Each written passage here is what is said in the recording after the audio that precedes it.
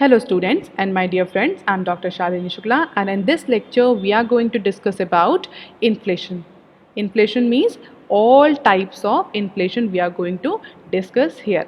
अपने newspaper analysis में हम कई बार बहुत तरीके की इन्फ्लेशन के टर्म से रूबरू होते हैं, जैसे कि core inflation, headline inflation, asset link inflation, बहुत तरीके की इन्फ्लेशन मैं अपने न्यूज़ एनालिसिस में यूज़ करती हूँ.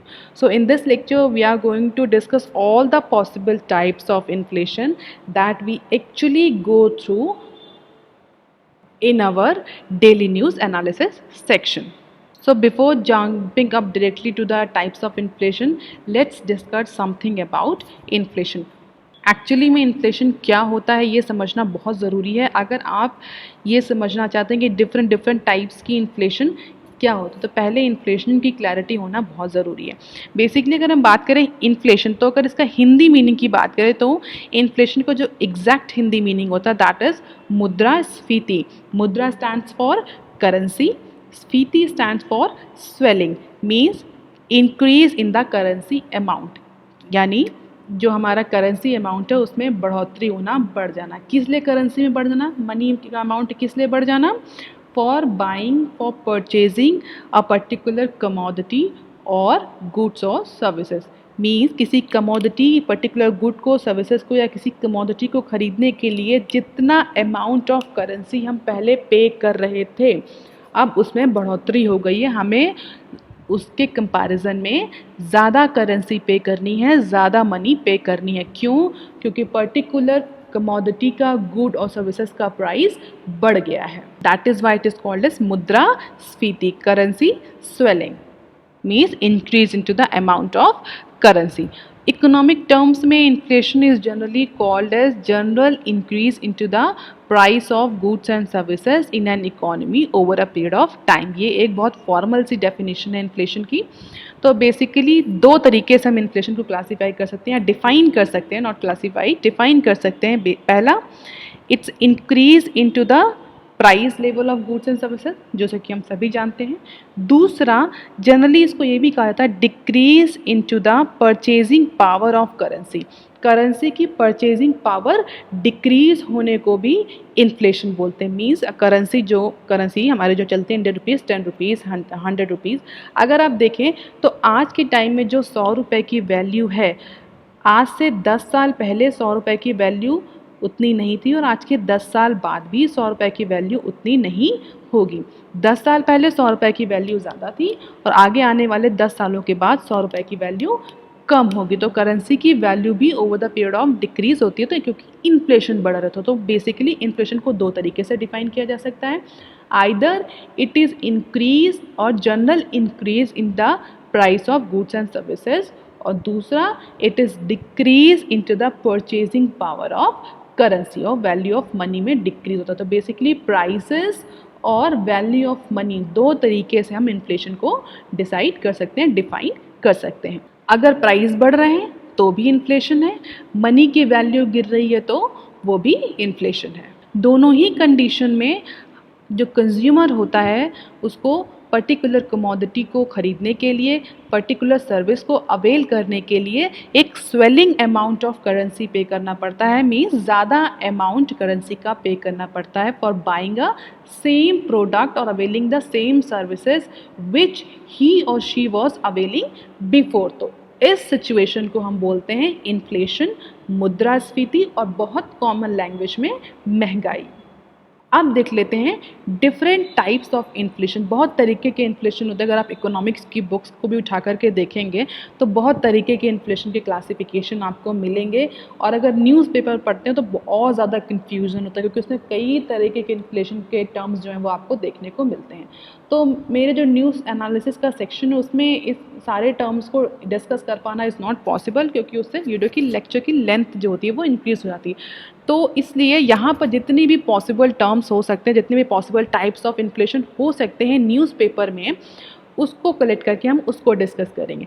तो अगर हम बात करें क्लासिफिकेशन की या टाइप्स ऑफ इन्फ्लेशन की, तो we can classify inflation on various basis. कई बेसिस पर हम इन्फ्लेशन को क्लासीफाई कर सकते हैं. स्पीड के बेसिस पे, स्पीड मीन्स वो कितनी स्पीड में बढ़ रही है, कितनी स्पीड में मनी की वैल्यू घट रही है, कितनी स्पीड में प्राइजेस ऑफ कमोडिटी इंक्रीज हो रहे हैं। तो स्पीड, कॉज के बेसिस पर भी हम इन्फ्लेशन को क्लासीफाई कर सकते हैं। क्या रीज़न है इन्फ्लेशन का, बेसिकली कॉस्ट ये उसका रीज़न है या डिमांड उसका रीज़न है। असेट्स अटैच, उसके बेसिस पर भी इन्फ्लेशन को क्लासीफाई किया जाता है। तो बेसिकली इन्फ्लेशन को कई तरीके से हम क्लासीफाई कर सकते हैं। बहुत सिंपल क्लासिफिकेशन जो हम इकोनॉमिक्स की बुक्स में देखते हैं वो होता है on the basis of their speed of increase in the prices of goods or commodity or decrease into the value of money। तो स्पीड के बेसिस पर हम कह सकते हैं 4 तरह की इन्फ्लेशन होती है, या इन्फ्लेशन को हम 4 टाइप्स में डिवाइड कर सकते हैं। Creeping inflation, walking inflation, galloping inflation और हाइपर इन्फ्लेशन। ये स्पीड के बेसिस पर इन्फ्लेशन का क्लासिफिकेशन है। नाम से ही लग रहा है, क्रीपिंग मतलब रेंगना, वॉकिंग मतलब चलना, गैलोपिंग दौड़ना, हाइपर मीन्स एकदम छलांग लगा देना, कूदना। तो इस तरह से आप इसको थोड़ा सा एसोसिएट करके याद कर सकते हैं। अदरवाइज ये क्लासिफिकेशन बहुत ज़्यादा न्यूज़ में डिस्कस नहीं होता है। अब थोड़ा सा हम डिटेल में देख लेते हैं creeping inflation, walking inflation, galloping inflation और हाइपर इन्फ्लेशन एक्चुअली होता क्या है। क्रीपिंग इन्फ्लेशन एक ऐसी कंडीशन होती है जहाँ पर इन्फ्लेशन कंटिन्यूसली इंक्रीज होता है। पॉजिटिव मीन्स इन्फ्लेशन हो रहा है, निगेटिव नहीं है। Prices of commodities are increasing continuously but slowly, धीमे से धीरे धीरे, या स्पीड जो होती है प्राइजेस के इंक्रीज होने की गुड्स एंड कमोडिटीज़ या सर्विसेज के, वो बहुत स्लो है। से the rate may be approximately 3%। तो जनरली 2 या 3% जो इन्फ्लेशन का रेट होता है ग्रो करने का, उसको हम बोलते हैं क्रीपिंग इन्फ्लेशन। बेसिकली 1 to 2% अगर हमारी कंट्री में इकोनॉमी में इन्फ्लेशन ग्रो करे, दैट इज कॉल्ड क्रीपिंग, रेंगती मतलब धीमे धीमे इंक्रीज हो रही है। वॉकिंग इन्फ्लेशन क्या होती है? Basically when the price rise is moderate, बहुत कम नहीं होता क्रीपिंग की तरह, मॉडरेट होता है। Means it may be between 3 to 7%। तो 3 to 7% का जो इन्फ्लेशन रेट होता है, जिस अगर इन्फ्लेशन बढ़ रही होती है एनुअली, तो सिंगल डिजिट में, अभी भी सिंगल डिजिट में ही रहेगा यहाँ पर इन्फ्लेशन ग्रोथ। तो उस तरह की इन्फ्लेशन ग्रोथ को हम बोलते हैं walking inflation. Means inflation walk कर रही है, चल रही है एट प्रॉपर स्पीड, जैसे नॉर्मल ह्यूमन बीइंग वॉक करते हैं। रेंगने में स्पीड कम होती है, वॉकिंग में स्पीड थोड़ी ज़्यादा हो जाती है, तो उसको बोलते हैं walking inflation. Although in certain economies it is considered as a warning signal for government। ये गवर्नमेंट के लिए वॉकिंग इन्फ्लेशन जो होती है, गवर्नमेंट के लिए वार्निंग सिग्नल होती है। वॉकिंग इन्फ्लेशन तक गवर्नमेंट को कोई प्रॉब्लम नहीं होती है, बट जैसे ही 6 और 7 पर पहुंचती है वॉकिंग इन्फ्लेशन की एज पर पहुंचती है inflation, that it may be, और it is the warning signal for government कि भाई अब इससे ज़्यादा अगर इन्फ्लेशन हुई then this situation may be problematic and now government has to take measure in order to control the walking inflation to convert into galloping और running inflation.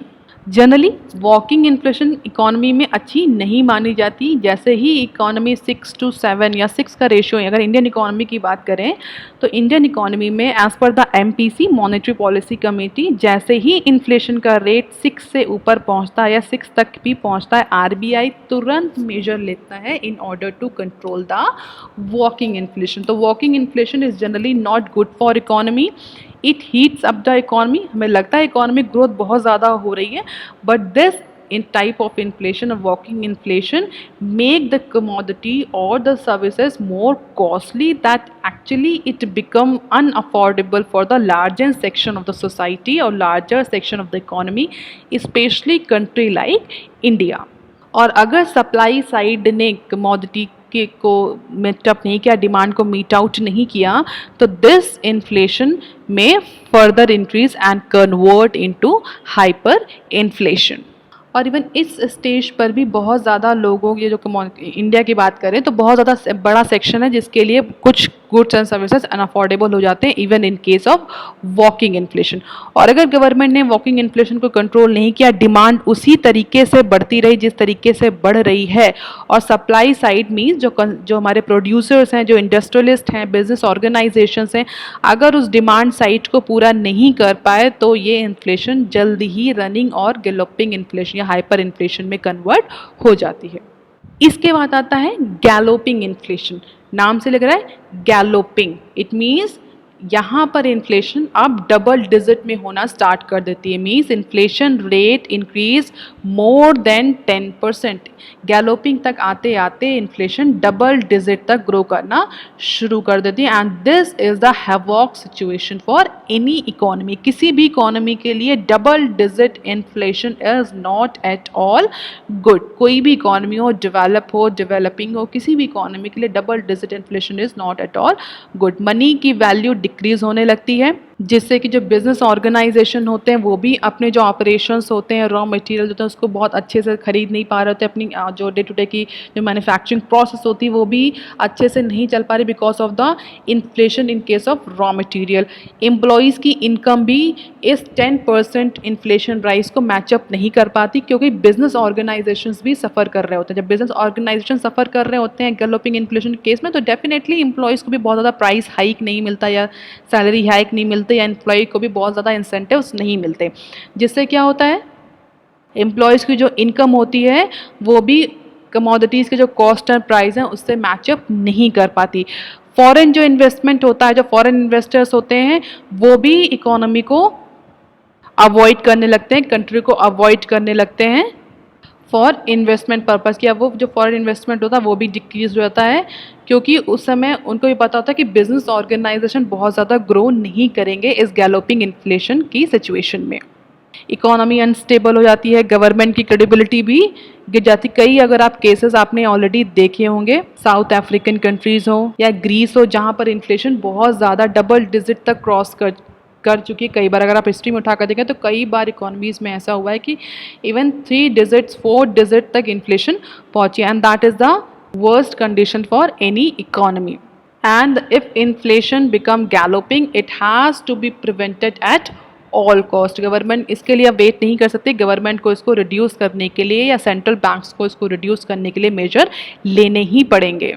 इसके बाद आता है hyper inflation. Hyper inflation means जब inflation के जो commodity के price होते हैं, इन्फ्लेशन का जो रेट होता है वो 50% से ऊपर जाने लगता है, स्काई रॉकेट होने लगता है, then that case is called as hyper inflation. नाम से लग रहा है hyper, and this is a very rare situation but it actually happens. और मैक्सिमम टाइम कब होता है, जब गवर्नमेंट ज़्यादा मनी प्रिंट करना शुरू करते हैं। ज़्यादा मनी प्रिंट करेगी गवर्नमेंट, क्या होगा, मार्केट में मनी सर्कुलेशन बढ़ेगा। मैक्सिमम टाइम मनी गवर्नमेंट कब ज़्यादा प्रिंट करती है, वॉर की सिचुएशन में मनी ज़्यादा प्रिंटिंग होती है।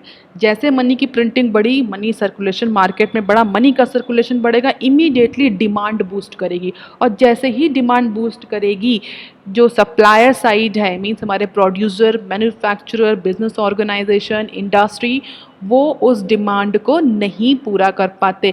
क्यों? क्योंकि large amount of money is chasing the less amount of supplies, less amount of commodities, जो कि एक लिमिटेड अमाउंट में ही प्रोड्यूस हो सकती है, बहुत जल्दी उसमें इंक्रीमेंट देखने को नहीं मिलता। सप्लाई साइड में कमोडिटी की जो सप्लाई है बहुत जल्दी इंक्रीज नहीं होती, क्योंकि इट रिक्वायर इन्वेस्टमेंट। अगर किसी कंपनी जो कि 1000 यूनिट पर डे बना रही है तो वो ज़्यादा से ज़्यादा 1500, इससे ज़्यादा यूनिट पर डे नहीं बना पाएगी। इससे ज़्यादा अगर उसे बनाना है तो उसे एक लार्ज इन्वेस्टमेंट करना पड़ेगा, मशीन इंस्टॉल करनी पड़ेगी, नई प्रोडक्शन फैसिलिटी इंस्टॉल करनी पड़ेगी, जिसमें टाइम लगेगा। तो इमीडिएटली सप्लाई साइड जो होता है वो बहुत इंक्रीज डिमांड को मैचअप नहीं कर पाता, जिसकी वजह से हाइपर इन्फ्लेशन और ज़्यादा बढ़ती है। रिसेंटली कई केस हुए, जर्मनी में भी 1920 में भी हुआ, जिम्बाब्वे में 2000 में हुआ, वेनेजुएला में भी हुआ, ग्रीस में भी आप देख सकते हैं। तो कई सारी कंट्रीज़ ऑलरेडी हाइपर इन्फ्लेशन की कंडीशन को फेस कर चुकी हैं, जहाँ पर इवन 4 डिजिट्स 5 डिजिट्स तक की इन्फ्लेशन पहुंच चुकी है। और अगर इन चारों इन्फ्लेशन को हम ग्राफ में ड्रॉप करें तो हम देख सकते हैं दैट इज क्रीपिंग। यहाँ पर इस साइड में इस एक्सेस पर टाइम है, और ये एक्सेस जो है वो percentage of increase into the price level. तो ये हम देख रहे हैं क्रीपिंग मीन्स रेंगने वाली। क्रीपिंग इन्फ्लेशन ये 1 to 2% तक जो कि इन्फ्लेशन होती है, basically it is called as creeping inflation. Walking inflation this 3 to 7% की जो इन्फ्लेशन है that is walking, and above that running inflation or galloping inflation, it is called as between 10% to 50%। और जब इन्फ्लेशन 50% का ratio cross कर जाती है, rate cross कर जाती है, then it become hyper inflation. अगर हम बात करें गवर्नमेंट मेजर्स की, तो गवर्नमेंट यहीं पर वॉकिंग इन्फ्लेशन की स्टेज में ही मेजर लेना अनाउंस कर देती है in order to reduce the inflation. अच्छा, क्या मेजर ले सकती है गवर्नमेंट अगर गवर्नमेंट को या सेंट्रल बैंक को इन्फ्लेशन कंट्रोल करने हैं, बेसिकली इन्फ्लेशन बढ़ रहा है, इन्फ्लेशन कंट्रोल करनी है, तो क्या बेसिक मेजर है इमीडिएटली जो गवर्नमेंट ऑफ दैट लैंड और central bank of the land जो ले सकते हैं? बेसिकली क्या करेगी गवर्नमेंट? सबसे पहला गवर्नमेंट का ऑब्जेक्टिव होगा या सेंट्रल बैंक का ऑब्जेक्टिव होगा मार्केट में डिमांड को रिड्यूस करना। कैसे डिमांड रिड्यूस करेंगे? मनी सर्कुलेशन एब्जॉर्ब कर लो, जो एक्स्ट्रा मनी सर्कुलेशन है वो एब्जॉर्ब कर लिया, जो कि इमीडिएट मेजर यही होता है कि जो मनी सर्कुलेशन है वो कम कर दें। पब्लिक के हाथ में मनी कम रहेगा तो डिमांड ऑटोमेटिकली कम हो जाएगी, और डिमांड कम होगी तो जो मैन्युफैक्चरर्स हैं, प्रोड्यूसर हैं, इंडस्ट्रियलिस्ट हैं, वो उस डिमांड को मीट आउट कर पाएंगे। कम डिमांड होगी, लार्जर सप्लाईज होगी, means less amount of money chasing a limited amount of supplies means goods और कमोडिटीज। तो जिससे क्या होगा? डिमांड कम होगी, प्राइस सप्लाई एनफ होगी, इंश्योर होगी, तो कमोडिटीज के जो प्राइस है वो बहुत ज़्यादा इंक्रीज नहीं करेंगे। प्राइस कब इंक्रीज होता है? जब बहुत डिमांड होती है किसी पर्टिकुलर प्रोडक्ट की, कमोडिटी की इकोनॉमी में, लेकिन उस डिमांड को मीट आउट करने के लिए सप्लाईज नहीं होती, सप्लाई नहीं होती, तभी डिमांड। अगर आप कोरोना की सिचुएशन देखें, यही इस बार कोरोना में भी हुआ है, फूड इन्फ्लेशन बहुत ज़्यादा बढ़ गया, बट जो जनरल प्राइस सीपीआई है वो इतना नहीं बढ़ा, बट सीपीआई फूड जो है वो बहुत ज़्यादा इंक्रीज़ हुआ। क्यों? क्योंकि पैनिक और अनसर्टेनिटी की वजह से पब्लिक ने पैनिक बाइंग करी। इकोनॉमिक अनसर्टेनिटी, लॉकडाउन अनाउंसमेंट की वजह से पब्लिक ने पैनिक बाइंग करी, होर्डिंग्स करना स्टार्ट कर दिया, जिससे कि जो बेसिक जो फूड कमोडिटीज़ हैं, जो day to day necessary goods और सर्विसेज हैं, उनकी डिमांड सडनली इकोनॉमी में बढ़ गई। डिमांड बढ़ी, सप्लाई तो उतनी जल्दी नहीं बढ़ सकती because of certain limitation, supply तो लिमिट ही रहेगी, बहुत ज़्यादा सप्लाई इमीडिएटली नहीं बढ़ सकती। डिमांड इमीडिएटली रशअप कर जाती है बट सप्लाई इमीडिएटली रशअप नहीं कर सकती। तो क्या हुआ? लिमिटेड सप्लाई थी, डिमांड सडनली बढ़ गई, लोगों ने होर्डिंग्स करने के लिए, कलेक्ट करने के लिए जितना अमाउंट रिक्वायर था उस अमाउंट से ज़्यादा बाइंग करना शुरू कर दिया, जिससे कि फूड प्राइसेस के, फूड कमोडिटीज़ के जो प्राइस हैं वो बढ़ना शुरू हो गए, और फूड जो सेक्टर है, जो फूड कमोडिटी हैं, उसमें इन्फ्लेशन देखने को मिला। On the other hand, demand कम होने की वजह जो अदर सेगमेंट हैं, जो नॉन इसेंशियल कमोडिटी सेगमेंट है, वहाँ पर इन्फ्लेशन लो है क्योंकि वहाँ पर डिमांड ही नहीं है। तो इस तरीके से हम क्रीपिंग, वॉकिंग, रनिंग, गैलोपिंग या हाइपर इन्फ्लेशन को हम डिफाइन कर सकते हैं। ये तो इकोनॉमिक्स की बुक का क्लासिफिकेशन हुआ। अब आते हैं जो रियल क्लासिफिकेशन जो हमें जनरली न्यूज़पेपर में देखने को मिलता है, जो मैक्सिमम टाइम हम न्यूज़पेपर में देखते हैं, वो देखते हैं demand pull inflation, cost push inflation और built in inflation. Basically food जो कमोडिटी हैं उनके प्राइस बढ़ना ही one of the prime root cause of any inflation, but there are number of other factors that attribute to the rising of prices. किसी भी commodity के अगर price बढ़ रहे हैं तो उसके बहुत सारे फैक्टर्स होते हैं जो कि जिसकी वजह से उस पर्टिकुलर कमोडिटी के प्राइस बढ़ रहे होते हैं या इन्फ्लेशन बढ़ रहे होते हैं, जो कि कई सारे फैक्टर्स ऐसे होते हैं जो कंट्रोलेबल नहीं होते। बहुत सारे फैक्टर्स की वजह से इकोनॉमी में इन्फ्लेशन आती है, तो उन फैक्टर के अकॉर्डिंग या हम बोल सकते हैं उस कॉजेस के अकॉर्डिंग जो इन्फ्लेशन होती है उसका क्लासिफिकेशन इस तरह का: demand pull inflation, cost push inflation and built in inflation. Demand pull inflation क्या होती है? आप अगर ध्यान से देखें तो नाम से ही लग रहा है डिमांड पुल।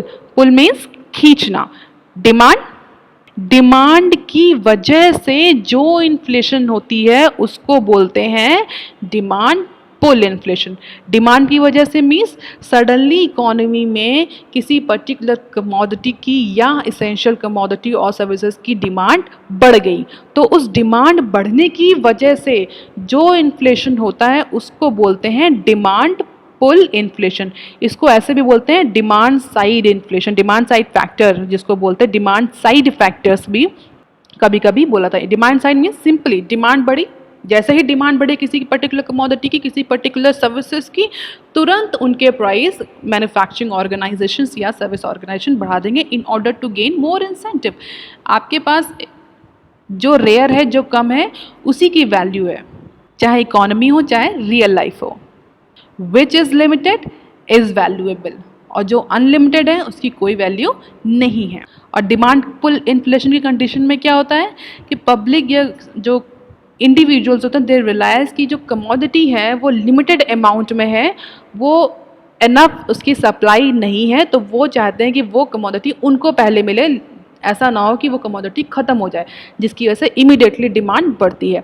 कोरोना की कंडीशन में भी आपने देखा होगा, जब लॉकडाउन अनाउंस हुआ था तो उसी शाम को फूड प्राइसेस, जो फूड कमोडिटीज़ हैं, वेजिटेबल प्राइसेस हैं, वो बहुत ज़्यादा बढ़े थे, क्योंकि पब्लिक ने इमीडिएटली डिमांड इंक्रीज कर दी थी because of the lockdown. So demand pull inflation occur when the overall demand for goods and services in an economy increases more rapidly than production capacity.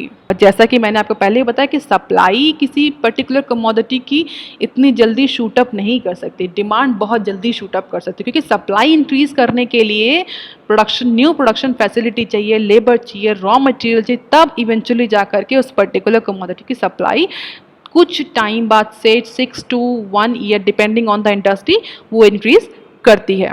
तो ज़्यादा डिमांड की वजह से एक demand and supply gap broad हो जाता है, जिस डिमांड एंड सप्लाई गैप की वजह से जो प्राइसेस ऑफ कमोडिटीज़ होते हैं वो हायर हो जाते हैं। और यही डिमांड पुल इन्फ्लेशन का जो खेल होता है, ये इंटरनेशनल मार्केट में भी होता है, specially in case of oil supply and production. जब भी ऑयल के प्राइस बढ़ाने होते हैं ओपेक नेशंस को, ओपेक नेशंस मीन्स आप मुझे कमेंट सेक्शन में लिखकर बताएंगे, मैं अभी आपको यहाँ से बताती हूँ। ऑयल प्रोड्यूसिंग कंट्रीज जो होते हैं उनको हम एक ग्रुपिंग है उनकी, उसको बोलते हैं ओपेक, या ओपेक +1 भी एक ग्रुपिंग है, हालांकि we are not going to discuss that here. तो अभी समझिए आप, जैसे कि ऑयल के प्राइसेस बढ़ाने हैं, जितने ऑयल प्रोड्यूसिंग इकोनॉमीज है जिनकी पूरी इकोनॉमी ऑयल पर डिपेंडेंट है, उनको अगर सडनली अपनी इकोनॉमी में अर्निंग बढ़ानी है तो उसके लिए उन्हें ऑयल के प्राइसेस बढ़ाने होंगे। अगर उन्हें ऑयल के प्राइसेस बढ़ाने, अगर सारी ओपेक नेशन ने, ऑयल प्रोड्यूसिंग एक्सपोर्टिंग कंट्रीज ने डिसाइड कर लिया that they want to increase the price of oil, तो ऐसे नहीं इंक्रीज करेंगे कि हर कंट्री के पास जाएं, उनसे कहें कि अब तो हम आपको 4 रुपये का जो ऑयल बेच रहे थे वो 5 रुपये में बेचेंगे या 10 रुपये में बेचेंगे। No, they immediately restrict the supply of oil into the international market। वो इंटरनेशनल मार्केट में ऑयल की सप्लाई को रिस्ट्रिक्ट कर देंगे, और जैसे ही ऑयल की सप्लाई रिस्ट्रिक्ट हुई बाय ऑयल एक्सपोर्टिंग कंट्रीज और by oil producing countries, immediately oil के प्राइसेस जो हैं वो शूट अप कर जाएंगे, जिससे कि जितने भी ऑयल प्रोड्यूसिंग और एक्सपोर्टिंग कंट्रीज हैं उनको फ़ायदा होगा in terms of foreign exchange reserve. तो इस तरीके से सप्लाई और डिमांड के वेरिएबल्स को भी वैरी करके भी इन्फ्लेशन इंक्रीज करता है। डिमांड पुल इन्फ्लेशन वो होती है जो बेसिकली डिमांड साइड फैक्टर की वजह से होती है। Demand side factor means suddenly economy में किसी पर्टिकुलर कमोडिटी की डिमांड बढ़ जाती है, जिसकी वजह से उस पर्टिकुलर कमोडिटी और सर्विसेज के प्राइस इंक्रीज हो जाते हैं और इन्फ्लेशन आ जाता है। दूसरा होता है कॉस्ट पुश इन्फ्लेशन। कॉस्ट, नाम से लग रहा है कॉस्ट पुश कर दिया, कॉस्ट ने फोर्स किया, वहाँ पर पुल था, डिमांड ने अट्रैक्ट किया था, यहाँ कॉस्ट पुश कर रही है। कॉस्ट पुश क्यों कर रही है? क्योंकि इस तरह की जो इन्फ्लेशन है that is the result of increase in the price of production process और इनपुट्स। इस तरह की इन्फ्लेशन तब आती है जब जो प्रोडक्शन प्रोसेस होती है उसमें जो इनपुट्स लग रहे होते हैं। किसी भी प्रोडक्शन प्रोसेस में क्या बेसिक इनपुट्स होते हैं? सबसे पहला रॉ मटेरियल जो रिक्वायर होता है, रॉ मटेरियल के बाद हमारा लेबर कॉस्ट या लेबर सप्लाई जिसको हम बोल सकते हैं, लेबर कॉस्ट लगता है, लेबर लगता है उस पर्टिकुलर प्रोडक्शन प्रोसेस में, एक वो इनपुट होता है। दूसरा मैन्युफैक्चरिंग प्रोसेस, इट में भी टेक्नोलॉजी या मशीनरी, इसकी भी कॉस्ट लगती है। ये बेसिक इनपुट होते हैं किसी भी मैन्युफैक्चरिंग प्रोसेस में। तो जैसे ही इन इनपुट्स की आइदर रॉ मटेरियल की या लेबर की या टेक्नोलॉजी की कॉस्ट इंक्रीज करती है, वैसे ही कॉस्ट पुश इन्फ्लेशन आ जाती है। Means it is inflation caused because of the supply side factors. Supply side factors means increase into the labour cost, increase into the cost of raw material, increase into the cost or operating of any technology। और या suddenly ऐसा होगा कोई technology obsolete कर गई और immediately companies को technology upgrade करनी है, टेक्नोलॉजी इंक्रीज करनी है, स्टेट ऑफ टेक्नोलॉजी खरीदनी है, उसकी वजह से भी कॉस्ट पुश इन्फ्लेशन होती है। कॉस्ट पुश इन्फ्लेशन मतलब कॉस्ट ने इन्फ्लेशन को पुश किया। किसकी कॉस्ट ने? सप्लाई साइड जो फैक्टर्स हैं। सप्लाई साइड फैक्टर्स कौन से होते हैं? वो सारे फैक्टर जो कि प्रोडक्शन प्रोसेस में यूज़ होते हैं। कौन से प्रोडक्शन प्रोसेस में यूज़ होते हैं? Raw material, labour, machinery, technology, land, इन सब के जब प्राइसेस इंक्रीज होते हैं तो all these types of factor actually create the costly production process और कॉस्टली सप्लाई साइड फैक्टर्स, जिनकी वजह से कॉस्ट पुश इन्फ्लेशन आती है। तो अगर किसी इकोनॉमी में लेबर जो है, अगर लेबर सडनली लेबर की शॉर्टेज हो गई, शॉर्टेज कैसे हो गई, जैसे अगर हम बात करें कोरोना पीरियड की, इस समय अगर हम कोरोना पीरियड की बात करें तो मैक्सिमम जो लेबर है वो रिवर्स माइग्रेशन के थ्रू अपने नेटिव स्टेट्स में पहुंच गया, अपने अपने घरों में पहुंच गया, जो मेट्रोपॉलिटन सिटी में जो पहले एज अ लेबर काम कर रहे थे, जिसकी वजह से इंडस्ट्री में इस समय जो सबसे बड़ी प्रॉब्लम आ रही है that is labour supply, shortage of labour supply. Industry के पास लेबर ही नहीं है जो कि मैन्युफैक्चरिंग फैसिलिटी में काम करे, जिनकी मशीनरी में काम करके प्रोडक्शन प्रोसेस को कंप्लीट कर सके। तो जो अवेलेबल जितने भी रह गए हैं, जो वापस नहीं गए अपने घरों में, रिवर्स माइग्रेशन के थ्रू माइग्रेट नहीं हुए अपने अपने नेटिव स्टेट्स में, अब वो अवेलेबल लेबर जो हैं वो कॉस्टली हो गए हैं हायर करने के लिए, उनको अब ज़्यादा कॉस्ट पे हायर करना पड़ रहा है क्योंकि उनको भी पता है कि लेबर की शॉर्टेज है। दूसरी, कोरोना इन्फेक्शन की वजह से लेबर भी जो है वो ऑफिस प्रमाइसेस में या फिजिकल प्रमाइसेस में काम नहीं करना चाहता, जिसकी वजह से इंडस्ट्री को अब ज़्यादा पेमेंट करना पड़ रहा है उस पर्टिकुलर लेबर को in order to attract that labour to come in to the manufacturing facility and complete the production process. तो लेबर कॉस्ट इंक्रीज हो रही है, जिसकी वजह से कमोडिटी के भी प्राइसेस में जो फाइनल प्रोडक्ट बनेगा उसकी प्राइस में भी इंक्रीज होगा। अगर हम एक एग्जांपल लें पिज़्ज़ा की, पिज़्ज़ा मैन्युफैक्चरिंग कोई ऑर्गेनाइजेशन है, डोमिनोज, डोमिनोज में अगर पिज़्ज़ा बन रहा है तो बहुत सारी चीज़ें लग रही, पहला तो लेबर लग रहा है, लेबर के बाद रॉ मटेरियल में जो हमारे वेजिटेबल्स लग रहे हैं, जो डॉ यूज़ हो रहा है, जो फ्लोर यूज़ हो रहा है। अगर इमीडिएटली कोरोना की वजह से रिवर्स माइग्रेशन हुआ, बहुत सारे जो डोमिनोज के एम्प्लॉयज़ थे, लेबर क्लास थे, जो डिलीवरी बॉयज़ थे, वो अपने अपने नेटिव स्टेट में पहुंच गए। अब डिलीवरी बॉयज़ को हायर करने के लिए डोमिनोज को जो पहले 100 रुपये देता था, अब डोमिनोज को उसको 200 रुपये देने हैं पर डे के हिसाब से। तो क्या होगा, वो 200 रुपये डोमिनोज थोड़ी पे करेगा, उसका तो इवेंचुअली कॉस्ट कहाँ एडअप होगी, वो पिज़्ज़ा में एडअप होगी। जब पिज़्ज़ा आपको पहले 100 रुपये का मिलता था, हो सकता है वो पिज़्ज़ा अब आपको 120 रुपये में मिले। 20 रुपये किस चीज़ के एक्स्ट्रा लगे, एक्स्ट्रा लेबर कॉस्ट के। तो क्या हुआ, इवेंचुअली कस्टमर को तो 100 रुपये का पिज़्ज़ा 120 में मिल रहा है, 20 रुपए का इन्फ्लेशन हुआ। क्यों इन्फ्लेशन हुआ, because of the supply side factor. कौन सा supply side factor, increase into the labour cost. तो इस तरह की जो इन्फ्लेशन होती है उसको बोलते हैं कॉस्ट पुश इन्फ्लेशन। एक और टाइप है, ये बहुत ज़्यादा सुनने को तो नहीं मिलता है बट कहीं कहीं आपको एडिटोरियल्स में आपको मिल जाएगा, बिल्ट इन इन्फ्लेशन। बहुत ज़्यादा तो ये पॉपुलर टर्म नहीं है बट ये भी कहीं कहीं यूज़ होता है। तो देख लेते हैं बिल्ट इन इन्फ्लेशन क्या होता है। Basically built in inflation is the third cause that links to adaptive expectation. Adaptive expectations means अगर मार्केट में इस तरह की एक्सपेक्टेशन है कि आगे आने वाले टाइम में गुड्स एंड सर्विसेज के प्राइस जो है वो राइज करेंगे, बहुत ज़्यादा राइज करेंगे, क्योंकि अभी धीमे धीमे स्लोली राइज कर रहे हैं। तो लेबर को अगर ये एक्सपेक्टेशन है, लेबर क्लास को, कि आगे आने वाले टाइम में ऐसा टाइम आने वाला है कि सडनली जो गुड्स एंड सर्विसेज है उनके प्राइस बढ़ेंगे, तो उस एक्सपेक्टेशन की वजह से, इन्फ्लेशन की एक्सपेक्टेशन की वजह से जो लेबर क्लास है वो ज़्यादा वेज या ज़्यादा सैलरी डिमांड करता है फ्रॉम देयर एम्प्लॉयर। अपने एम्प्लॉयर से ज़्यादा वेज की डिमांड करता है, ज़्यादा सैलरी की डिमांड करता है in order to maintain its cost of living. Cost of living जो कि अभी कम है बट उसे ये एक्सपेक्टेशन है कि फ्यूचर में ये जो प्राइसेस हैं गुड्स एंड सर्विसेज के, ये इंक्रीज़ हो रहे हैं और फ्यूचर में और इंक्रीज़ होंगे, जिसकी वजह से वो पहले से ही प्रिपेयर होने लगता है। That is why it is called as adaptive expectation, कि एक्सपेक्टेशन है कि फ्यूचर में इन्फ्लेशन इंक्रीज़ होगी।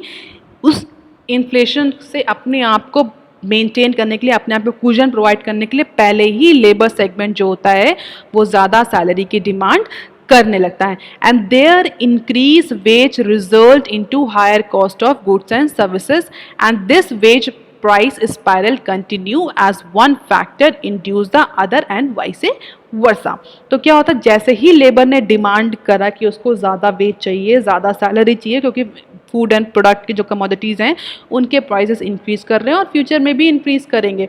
तो जैसे ही उनकी वेज बढ़ेगी, एम्प्लॉयर ने बात मान ली, कुछ अमाउंट में वेज बढ़ा दिया, दो नॉट दैट, इतना नहीं बढ़ा जितना डिमांड करा जा रहा था बट कुछ अमाउंट में वेजेस बढ़ाई। और जैसे ही वेज इंक्रीज़ हुई, कलेक्टिवली एम्प्लॉयज़ की या लेबर सेक्शन की वेज इंक्रीज़ हुई, इमीडिएटली फिर कमोडिटीज़ के प्राइस एंड सर्विसेज इंक्रीज कर, price of goods and commodity will increase. क्यों? क्योंकि लेबर के हाथ में अब पहले के कंपैरिजन में ज़्यादा मनी आ गया है। पहले के कंपैरिजन जो पहले उसकी सैलरी थी उससे बढ़ गई है।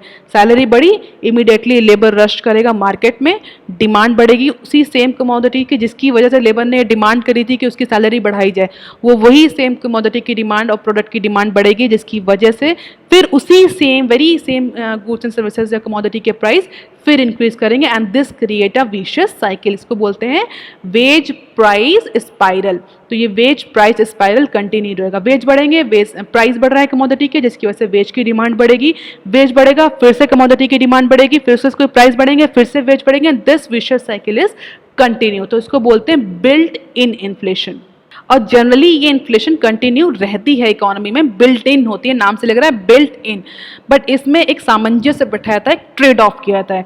कैसे? Income growth. तो होता क्या है जनरली, जब इनकम ग्रोथ या लेबर सेगमेंट की जो इनकम ग्रोथ है या जो एम्प्लॉय सेगमेंट की जो इनकम है, सैलरी है, वो उसकी ग्रोथ इन्फ्लेशन की ग्रोथ से ज़्यादा है। प्राइस इन्फ्लेशन मीन्स जो कमोडिटीज़ के जो प्राइस हैं, गुड्स एंड सर्विसेज के जो प्राइस है उससे ज़्यादा है, तब तो सिचुएशन ठीक है।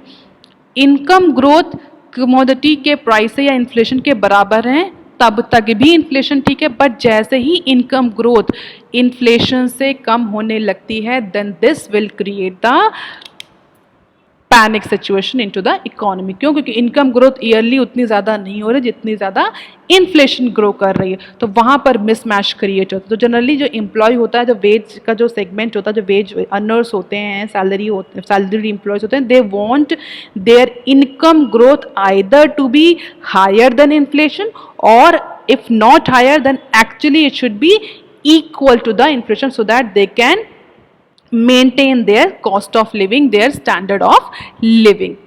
तो जैसा कि हमने देखा डिमांड पुल इन्फ्लेशन किस लिए, demand means demand side factors की वजह से। क्या फैक्टर्स हो सकते हैं? Cut in interest rate, increase in money supply, higher wages, ये सारे जो फैक्टर्स होते हैं ये डिमांड पुल इन्फ्लेशन कॉज करते हैं। क्यों? क्योंकि अगर आप ध्यान से देखें तो इंटरेस्ट रेट कम होगा जिससे कि मनी सप्लाई बढ़ेगी, लोन ज़्यादा लोग लेंगे। जैसे भी इंटरेस्ट रेट कम होगा, पॉलिसी रेट कम होगा, लोन लोग ज़्यादा लेना, इन्वेस्टर्स लोन लेना शुरू करेंगे, लोन लेना शुरू करेंगे, मार्केट में मनी सप्लाई बढ़ेगी, मनी सप्लाई बढ़ेगी, डिमांड बढ़ेगी, डिमांड बढ़ेगी means larger amount of people or the larger amount of money is chasing the limited amount of goods, उसकी वजह से डिमांड पुल इन्फ्लेशन होगी।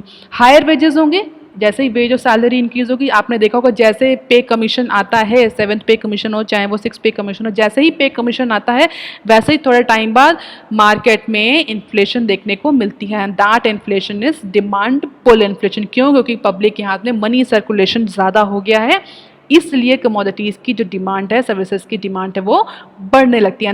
तो हायर वेजेस की वजह से, इंक्रीज्ड मनी सप्लाई की वजह से, इंटरेस्ट रेट कम होने की वजह से, गवर्नमेंट डेट इंक्रीज होने की वजह से, इन सब की वजह से डिमांड पुल इन्फ्लेशन होती है। अगर बहुत क्रक्स में मैं आपको समझाऊं तो ऐसी कोई भी सिचुएशन जो मार्केट में मनी सप्लाई को इंक्रीज करेगी, चाहे वो गवर्नमेंट के सोशल सिक्योरिटी प्रोग्राम्स हों, चाहे वो इंटरेस्ट रेट कट होना हो, चाहे वो वेज और सैलरी का हाइक होना हो, चाहे वो एक्सचेंज रेट हो या फॉरेन एक्सचेंज रेट रिजर्व का इंक्रीज होना हो, डॉलर की पंपिंग हो, कुछ भी हो, जैसे ही मार्केट में मनी सप्लाई इंक्रीज होगी there are chances that it may leads to demand pull inflation। Money supply को आप सीधे ऐसे जोड़ सकते हैं, मनी सप्लाई इंक्रीज होगी, डायरेक्टली डिमांड इंक्रीज होगी, डिमांड इंक्रीज होगी, डिमांड अट्रैक्ट करेगी इन्फ्लेशन को। कैसे? बाय अट्रैक्टिंग मोर प्रोडक्ट्स और मोर कमोडिटीज और सर्विसेज। कॉस्ट पुश को देखें तो कॉस्ट पुश से क्या रीजन हो सकते हैं? हायर वेजेस भी कॉस्ट पुश इन्फ्लेशन क्रिएट करते हैं। तो ये आप ध्यान रखेंगे, higher wages demand pull inflation पर भी इम्पैक्ट डालते हैं, डिमांड पुल इन्फ्लेशन भी ला सकते हैं, और higher wages cost push inflation भी ला सकते हैं। क्यों? क्योंकि जैसे ही हायर वेजेस होंगी, कमोडिटीज़ के प्राइस एंड सर्विसेज बढ़ेंगे। जो हायर वेजेस कैसे? एम्प्लॉयज़ डिमांड करेंगे कि भाई आप कमोडिटी के प्राइस एंड सर्विसेज बढ़ रहे हैं, हमें ज़्यादा सैलरी दी, हमें ज़्यादा वेजेस दे जाएं, जिससे कि लेबर कॉस्ट बढ़ेगी। लेबर कॉस्ट बढ़ेगी तो इट में leads to cost push inflation. और जैसे ही लेबर कॉस्ट बढ़ेगी, लेबर की वेजेस बढ़ेगी, आगे जाकर के ये डिमांड पुल इन्फ्लेशन लाएगी। तो जो हायर वेजेस होते हैं, इनकी डिमांड और इनका मार्केट में इम्पैक्ट दोनों तरह की इन्फ्लेशन लाता है, कॉस्ट पुश भी और डिमांड पुल भी। Devaluation of currency also leads to cost push inflation. Devaluation of currency होता है, उसका मतलब क्या, इमेजिन करिए इंडियन करेंसी की वैल्यू डिवैल्यूएट कर गई। अब हमें जो बाहर से इंपोर्ट, हम ऐसे मैन्युफैक्चरिंग ऑर्गेनाइजेशन है जब हमें बाहर से इंपोर्ट करना, तो हम जो बाहर से इंपोर्ट अभी कर रहे थे उसके लिए हमें पहले कम पेमेंट करना पड़ता क्योंकि हमारी करेंसी, इंडियन करेंसी की वैल्यू ज़्यादा थी। अब हमें उसके लिए ज़्यादा पेमेंट करना पड़ रहा है क्योंकि हमारी इंडियन करेंसी की वैल्यू गिर गई है एक्सचेंज रेट में डॉलर के कंपैरिजन में। तो अब हमें अपनी करेंसी का ज़्यादा पेमेंट करना पड़ रहा है उस पर्टिकुलर रॉ मटेरियल को बाई करने के लिए, जिसकी वजह से हमारा जो प्रोडक्शन प्रोसेस है, रॉ मटेरियल की कॉस्ट है, वो इंक्रीज़ करेगी। सप्लाई साइड फैक्टर इंक्रीज हुए, फिर cost push inflation. Increase in the taxes, कोई भी टैक्सेस, डायरेक्ट टैक्सेस और इनडायरेक्ट टैक्सेस में also leads to cost push inflation. GST आ गया, जीएसटी बढ़ा दिया गवर्नमेंट ने, कोई एडिशनल वैट लगा दिया, एडिशनल सेस लगा दिया, उसकी वजह से जो सप्लाई साइड फैक्टर्स हैं वो अफेक्ट करेंगे और कॉस्ट पुश इन्फ्लेशन आएगी। वैट अगर बढ़ गया किसी जीएसटी कमोडिटी में, किसी पर्टिकुलर रॉ मटेरियल में जीएसटी बढ़ा दिया गवर्नमेंट, तो रॉ मटेरियल महंगा हो जाएगा। वो रॉ मटेरियल महंगा हो तो उससे बनने वाला जो प्रोडक्ट है वो भी महंगा होगा, और जाहिर सी बात है प्रोड्यूसर अपनी जेब से वो एक्स्ट्रा अमाउंट नहीं देगा, वो इवेंचुअली कस्टमर को पास करेगा, कंज्यूमर को पास करेगा, तो कमोडिटी के जो प्राइस हैं वो ऑटोमेटिकली इंक्रीज होंगे। तो inflation expectation, increase in VAT, devaluation, higher wages, all these factors में lead to cost push inflation. ये स्टूडेंट आप ध्यान रखेंगे, जो हायर वेजेस हैं ये दोनों ही तरह के इन्फ्लेशन पर इम्पैक्ट डालता है। और कभी कभी इन्फ्लेशन एक्सपेक्टेशन की वजह से जो वर्कर्स होते हैं वो हायर डिमांड करते हैं, वेजेस की डिमांड करते हैं, और हायर वेजेस की डिमांड की वजह से लेबर कॉस्ट ज़्यादा बढ़ती है, लेबर कॉस्ट ज़्यादा होती है तो cost push inflation. Labour cost ज़्यादा होगी, labour is one of the very important input into the production process, और जैसे प्रोडक्शन प्रोसेस कॉस्टली होगी वो सप्लाई साइड फैक्टर भी जो है वो इवेंचुअल प्रोडक्ट को कॉस्टली बना देगा। जो लास्ट प्रोडक्ट है जो बनेगा, आउटपुट जो होगा वो कॉस्टली होगा और वो इवेंचुअल कस्टमर तक हायर प्राइस में पहुंचेगा। This is cost push inflation. तो डिमांड पुल, कॉस्ट पुश और बिल्ट इन के अलावा अदर टर्म्स भी होते हैं इन्फ्लेशन के, जैसे कि हम देखें stagflation, coreflation, headline inflation, skew inflation, deflation, wageflation, asset inflation gas, asset inflation oil, asset inflation food, asset inflation gold. तो इस तरह का जो इन्फ्लेशन टर्म्स है इसको हम अभी पार्ट 2 के लेक्चर में डिस्कस करेंगे। इस लेक्चर में अभी के लिए इतना ही। If you have any query, any suggestion, you can write on comment section below, and all these are the references that you can go through. Please like, share and subscribe student. Thank you so much.